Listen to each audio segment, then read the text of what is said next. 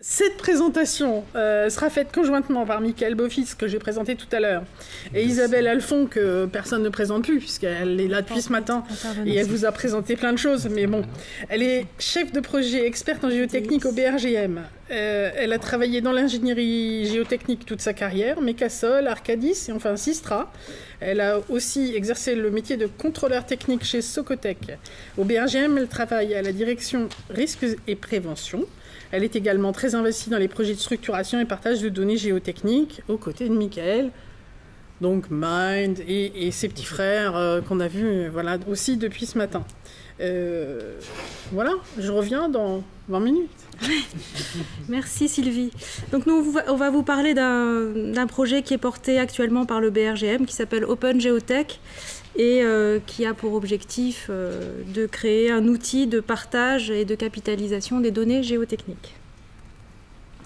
Donc il y a une présentation, donc on va vous parler brièvement là, des données géoscientifiques au BRGM, parce que c'est quand même l'un des métiers du BRGM. Et puis ensuite sur le partage des données géotechniques, l'état des lieux, les enjeux, les défis. Et ensuite, Michael vous présentera plus précisément en quoi consiste ce projet Open Geotech.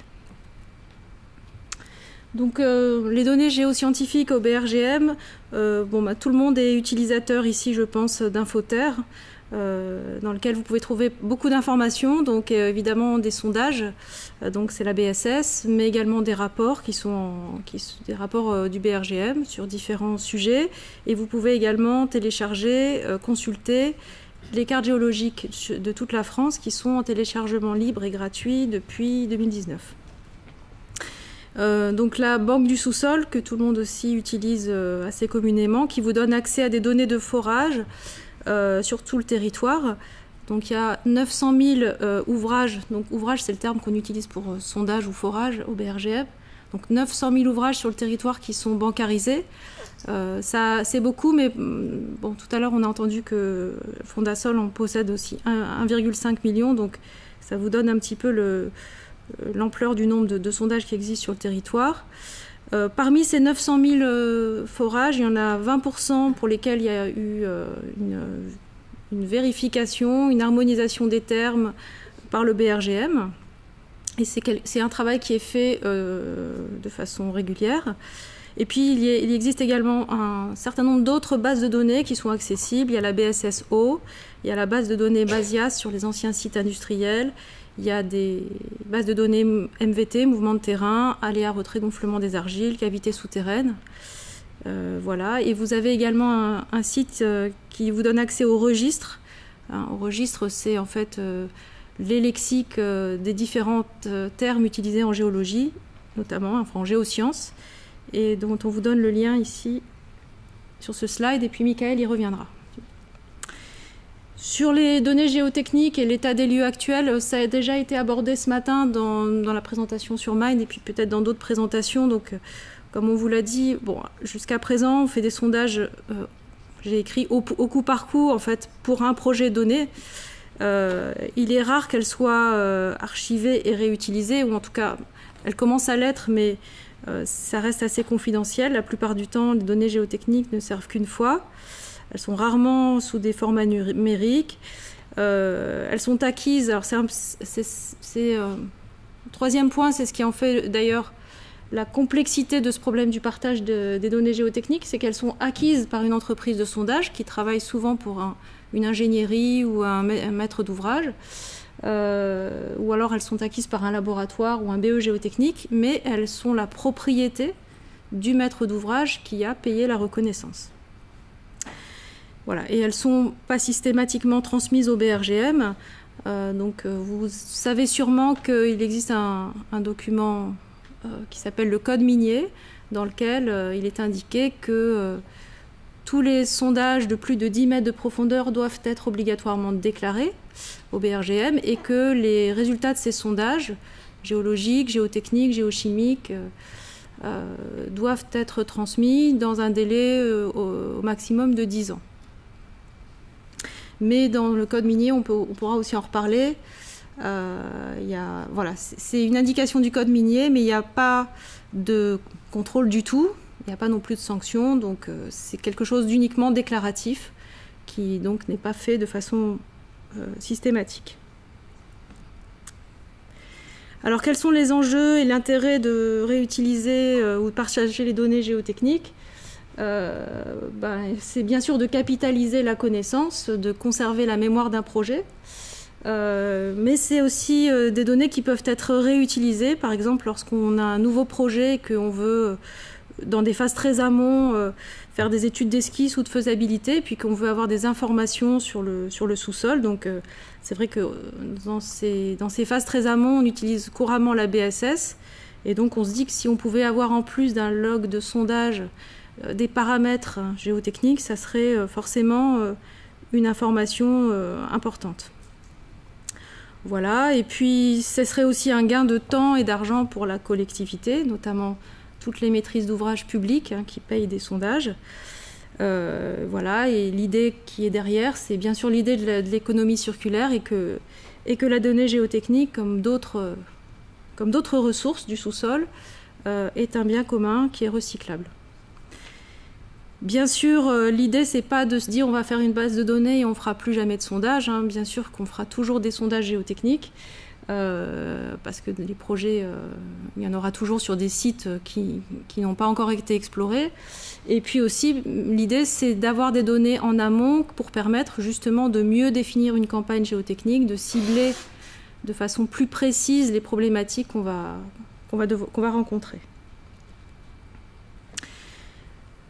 Et d'ailleurs, à ce sujet, donc il n'y a pas qu'en France qu'on a cette réflexion. Dans d'autres pays, on est encore plus avancé. Donc, notamment au Royaume-Uni. Donc là, c'est une petite communication du BGS, British Geological Survey, donc l'équivalent britannique du BRGM, qui a communiqué récemment sur ce problème du manque de déclaration et de partage de la donnée géotechnique. Donc le BGS estime que 80% des données de sondage ne lui sont pas reportées et estime que c'est un coût de... Enfin, si c'était reporté, l'économie serait évaluée à 150 à 200 millions de pounds par an. Voilà. Et notamment, donc, ils ont fait évoluer un document qui s'appelle le Construction Playbook, me semble-t-il, qui demande que ces données soient systématiquement communiquées au BGS.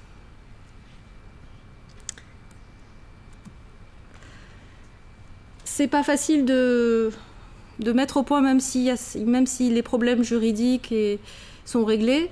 Il y a également des difficultés techniques à partager la donnée géotechnique. On en a parlé plusieurs fois dans la journée, donc je ne m'appesantirai pas sur le fait que c'est des données qui sont complexes, hétéroclites, etc. et qu'il faut donc les structurer, les harmoniser. Autre chose très importante, c'est la contextualisation de la donnée géotechnique. Il ne suffit pas d'avoir un paramètre et puis une valeur en face, il faut savoir comment ce paramètre a été mesuré. Donc vous savez qu'en géotechnique, il y a des paramètres qui peuvent être mesurés par différents essais, on peut aussi faire des corrélations. Et un paramètre sans connaître son historique est difficilement exploitable. Donc j'ai pris ici l'exemple de la cohésion et de l'angle de frottement. Si on vous donne une cohésion et un angle de frottement, mais que vous ne savez pas comment l'échantillon a été prélevé, comment l'essai a été réalisé, est-ce que c'est un essai triaxial, un essai à la boîte de cisaillement, vous connaissez que le C et le phi, mais vous ne savez rien des caractéristiques initiales des trois éprouvettes, en fait, si on n'a pas toutes ces informations, on ne sait pas trop réutiliser ces paramètres-là. Donc, données géotechniques, le partage, la réutilisation suppose qu'on ait accès aux données brutes, aux méthodologies, aux procédures d'essai, et puis aux valeurs intermédiaires.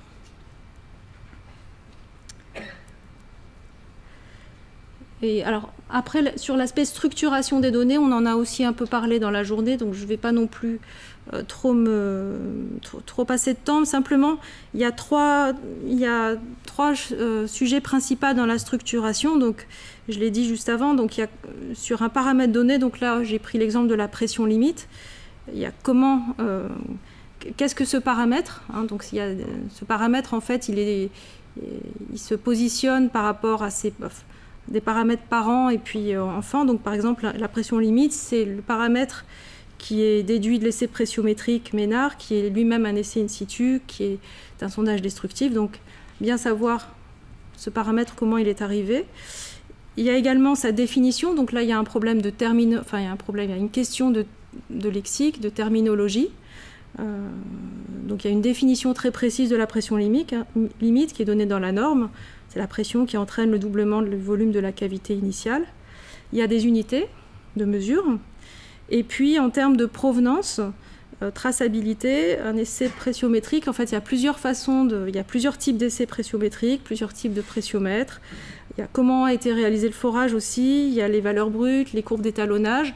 Donc il y a un certain nombre de données qui accompagnent pression limite, notamment toute la courbe pression-volume.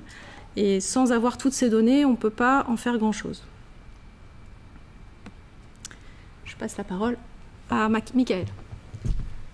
Merci Isabelle. Donc effectivement, on a fait ce constat par rapport aux données géotechniques. Il y a besoin de les standardiser, de les structurer, de bien s'accorder sur ce qui est véhiculé et trouver un moyen de les transmettre. Et donc le projet Open Geotech, en fait, qui est un projet BRGM, avait vocation de mettre en œuvre tous les grands principes, toutes les choses que l'on avait notamment discutées dans le projet Mine et que l'on souhaitait voir se concrétiser. Donc, si vous faites référence à la terminologie que j'ai employée dans la description de Mine, c'est l'histoire de cahier A, B et C. Donc, ici, on s'intéresse à ce qu'on appelle le cahier A, les investigations géotechniques, et qui sont le cœur des données de la BSS, du BRGM notamment, et on s'intéresse à ces données acquises sur fonds publics. Donc le projet Open Geotech, qui a commencé fin 2021, est un projet qui est en cours et qui devrait se terminer aux alentours de juin 2023. Donc il y a 2 phases dedans. La première, elle a été de s'intéresser d'abord au vocabulaire, c'est-à-dire la terminologie que l'on emploie, arriver à faire en sorte que cette terminologie soit partagée, mise à disposition, dans des formats interopérables, et également aussi avoir des outils pour faciliter à la fois leur consultation, mais également leur alimentation, leur mise à jour. Et puis bien entendu, derrière, on s'intéresse aux essais géotechniques, et plus précisément aux essais géotechniques in situ dans ce projet, avec pour vocation, de la même manière, de les standardiser, les décrire de manière interopérable et les rendre accessibles. Donc, je vais vous présenter où est-ce qu'on en est de ce projet. Donc, concernant la première phase, Open Geotech 1, sur les vocabulaires, le projet Mine a notamment apporté une description des données et plutôt des vocabulaires importants en géotechnique. Et en particulier, nous avons beaucoup travaillé sur la définition des procédures et méthodes, donc des choses qui ont déjà été identifiées et sont aussi standardisées. Et l'idée était de les rendre disponibles et accessibles pour que chacun puisse avoir accès à sa définition. Donc, nous avons un registre dédié aux procédures et méthodes qui ne concerne pas que la géotechnique, mais qui maintenant intègre des nouvelles entrées géotechniques. Par exemple, nous avons, grâce à ces activités de standardisation, ajouté la détermination et limite d'Atterberg, l'essai brésilien et plein d'autres. En tout, 94 nouvelles entrées qui ont été apportées grâce aux travaux de Mine. Et puis, de la même manière, les entrées sur les propriétés observées ont été enrichies.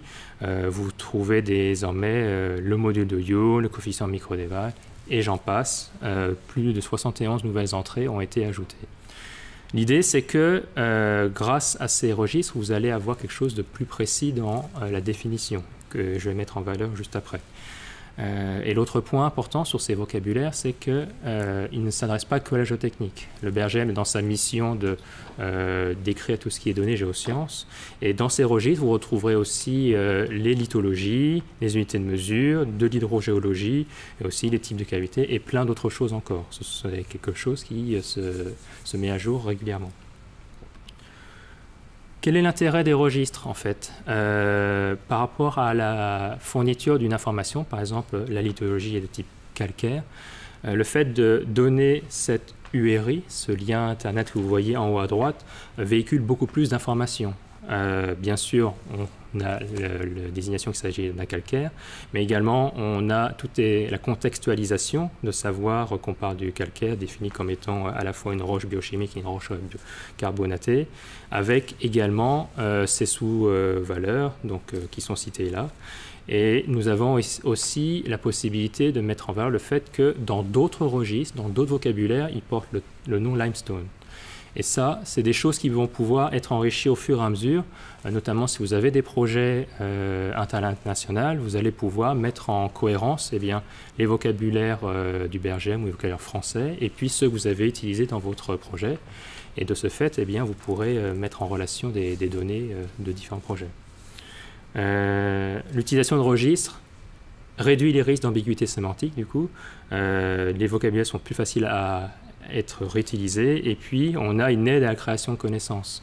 Ça évite, grâce à l'absence d'ambiguïté, il va être possible de mettre en relation des choses sur lesquelles on avait potentiellement des doutes. Nous avons un outil justement pour rendre accessibles ces vocabulaires. Le registre, c'est des données du BRGM. Donc, vous voyez à droite en capture d'écran de deux interfaces. L'interface actuelle, qui a plutôt une couleur noire, et la nouvelle interface qui est en cours de développement et devra apparaître sous peu, donc plutôt un design couleur blanche. Elle vous permettra de voir et consulter les registres existants avec des fonctionnalités de recherche, donc quel vocabulaire employer et comprendre comment ils sont hiérarchisés. Il met en œuvre le multilinguisme, donc français et anglais, pour l'interface et pour certains contenus que l'on enrichit au fur et à mesure. L'intérêt du contenu des registres, c'est qu'ils sont accessibles via des URI, mais aussi sous la forme d'API, dans des requêtes type Sparkle. Donc c'est un langage dédié au web sémantique. Et ces données sont accessibles dans des formats vraiment spécifiques pour ces API, donc le Turtle, le RDF, le JSON-LD et le CSV, pour les utilisations poussées. En plus de cet outil, de ce registre, le BRGM a une approche communautaire, c'est-à-dire que nous avons rentré des données que nous avons discutées ensemble dans le cadre du projet MIND, mais le travail que nous avons fait, aussi perfectionné soit-il, n'est pas exhaustif.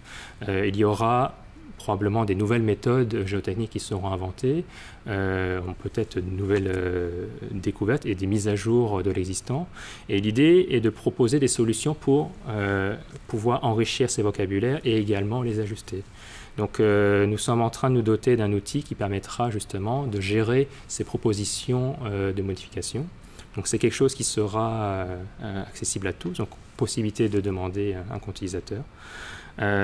Pour mettre à jour les vocabulaires, et puis bien sûr il y aura une traçabilité, un cycle de vie des demandes pour être informé de la prise en compte de vos propositions. Voilà les actions qui ont été faites au niveau de la gestion des vocabulaires. De l'autre côté, concernant la phase 2 sur les essais in situ, voilà, le BRGM a vocation justement à capitaliser mieux les données géotechniques dans la BSS, et donc son action s'inscrit à la fois dans la continuité de sa mission. Donc, comme Isabelle l'a cité, le code minier, à la fois comme mesure incitative de diffuser des données, mais également la fourniture de solutions plus agréables pour consulter les données et créer notamment des rapports. Donc pour cela, il y a déjà des outils qui existent, qui s'appellent Duplo et Dialogue, et que nous allons enrichir. Et puis, il y a dans un autre sens la vocation de mettre en place des API, donc une déclaration unique et des authentifications multiples. Donc, normalement, on devait s'afficher l'image, voilà, le logo de l'USB pour justement valoriser cette utilisation. Donc, concernant Duplo, c'est aujourd'hui l'outil qui permet de déclarer les ouvrages souterrains, notamment les sondages et les forages. Donc, c'est un portail de déclaration qui met en valeur le code minier et qui est accessible à tous, qui nécessite une authentification et dans lequel vous allez pouvoir dire dans quelles conditions a été fait ce sondage et également le décrire. Le détail des descriptions est notamment fourni par l'outil Dialogue qui est associé à Duplo. C'est un applicatif web également. Et vous voyez ici son interface. Donc, il remplace le gratuiciel GES4 qui a été développé par le projet MAIN dans les années 2000. Et c'est quelque chose qui est utilisé notamment dans d'autres outils du BRGM. Donc aujourd'hui, il est couplé à Dialogue et notamment les déclarations que vous avez faites dans Duplo vont pouvoir être rendues accessibles dans Dialogue et vous allez pouvoir enrichir la description du forage qui a été réalisé. Donc aujourd'hui, nous avons la prise en compte de différentes diagraphies, venues d'eau, pompage, tests de réponse thermique. Et il y a aussi, comme intérêt de l'utilisation de Dialogue, la possibilité de réaliser des couples multicritères et des rapports de fin de forage. Ce couple Duplo-Dialogue est la base pour l'enrichissement des fonctionnalités pour la géotechnique, pour nous. Donc concrètement, dans le cas d'OpenGeotech 2, l'idée est que de la même manière que l'on décrit des diagraphies, des tests-mesures dans d'autres sujets que la géotechnique, nous allons ajouter des fonctionnalités permettant de décrire les essais géotechniques in situ, que sont le pressiomètre, le SPT et le CPT. Ce sont les premiers essais que nous allons rajouter. Et nous allons aussi ajouter quelques fonctionnalités, notamment pour intégrer les mesures qui ont été faites, des solutions de pré-saisie des valeurs des mesures, donc lecture de fichiers par exemple CSV ou texte, ou peut-être AGS également, nous allons étudier ça. Et également un retour qui est la visualisation adaptée de ces logs et diagraphies. Donc voilà pour ce qui est de la partie interface, capitalisation des données, bancarisation et aussi mise en valeur. Et nous allons aussi travailler sur la mise en place d'une API particulière de l'Open Geospatial Consortium qui s'appelle le SensorSync API pour les données géotechniques. Donc, qu'apporte l'API? En fait, c'est que une fois que les données ont été saisies, potentiellement vous allez vouloir les utiliser dans d'autres logiciels et que Dialogue. Et donc l'API va vous permettre justement de les rendre d'y accéder après les avoir saisis. Donc dans des outils de modélisation, de calcul, tels que les outils géologiques ou géotechniques, ou par exemple dans des outils BIM. Tout outil qui sera capable d'appeler cette API pourra accéder aux informations. Donc les formats de sortie qui seront gérés, donc XML, JSON et CSV, en s'appuyant sur les langages que nous avons évoqués précédemment, donc GeoScience ML côté OGC ou potentiellement le format IFC, tous les standards que nous avons travaillés dans le cadre du projet MAIN. L'intérêt de l'API aussi, c'est qu'elle offre aussi ses propres fonctionnalités de recherche. Donc, imaginez que vous êtes dans votre environnement BIM. En appelant l'API, vous pourrez aller rechercher uniquement des données qui répondent à certains critères. Donc, par exemple, aller chercher les essais qui ont été faits dans une zone particulière ou les observations, résultats d'essais qui répondent à certains critères que vous pourrez spécifier. L'idée est d'aller récupérer que ce dont vous avez besoin. L'API offre aussi un autre avantage, c'est ce que l'on appelle le résultat à la carte. Souvent, on se pose la question, voilà, quel est le niveau de détail que l'on doit fournir avec les données. Si on fournit quelque chose de très riche, le fichier est très gros, ça permet de mieux comprendre ce qui est fait, donc c'est plutôt adapté à des humains. Par contre, lorsqu'on va vouloir le mettre dans un logiciel, lui, il va vouloir lire simplement les valeurs numériques peut-être. Donc il y a l'intérêt d'avoir les deux, et justement, l'API vous permettra d'aller choisir ce dont vous avez besoin. Peut-être dans un premier temps, aller consulter les données riches, et ensuite, une fois qu'on a bien compris comment elles fonctionnent et que leur contenu nous intéresse, aller récupérer seulement la partie brute. Et chose importante aussi, nous allons ajouter une fonctionnalité de gestion des utilisateurs et confidentialité, notamment pour des données qui ne sont pas encore partagées.